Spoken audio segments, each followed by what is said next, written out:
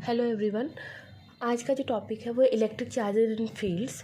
इसका हम कुछ क्वेश्चंस करेंगे। जैसे कि पहला है, if a body has positive charge on it, it means अगर मान लो किसी भी बॉडी के ऊपर एक पॉजिटिव कोई पॉजिटिव चार्ज है, इसका मतलब क्या है? पॉजिटिव होने का मतलब ये होता है कि उसने बहुत सारे इलेक्ट्रॉन्स या कुछ इलेक्ट्रॉन्स को उन्होंने लूज़ किया है। क्योंकि अगर गेन करता तो फिर बॉडी पे नेगेटिव चार्ज होता। क्यों? क्योंकि इलेक्ट्रॉन के पास कैसा चार्ज होता है? नेगेटिव।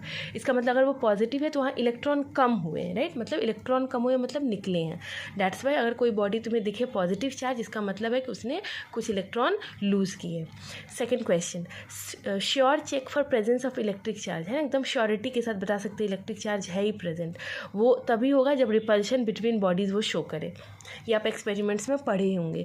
अब नेक्स्ट है, if a solid and hollow sphere, मतलब कंडक्टिंग स्फीयर है दोनों, अगर उनका सेम रेडियस हो तो क्या होता है? अगर उनका सेम रेडियस होता है तो याद रखिएगा दोनों स्फीयर के पास ना मैक्सिमम चार्ज होते हैं। Both the spheres will have same maximum charge. क्यों? क्योंकि जो एक्सेस चार्ज होते हैं ना वो हमेशा आउटर सरफेस पे ही जाके स्प्रेड हो जाते हैं, चाहे वो हॉलो हो या फिर सॉलिड कंडक्टिंग स्फीयर हो। Fourth question, when a conducting soap bubble is negatively charge, ठीक है, एक कंडक्टिंग सोप बबल है वो अगर नेगेटिवली चार्ज है तो क्या होगा?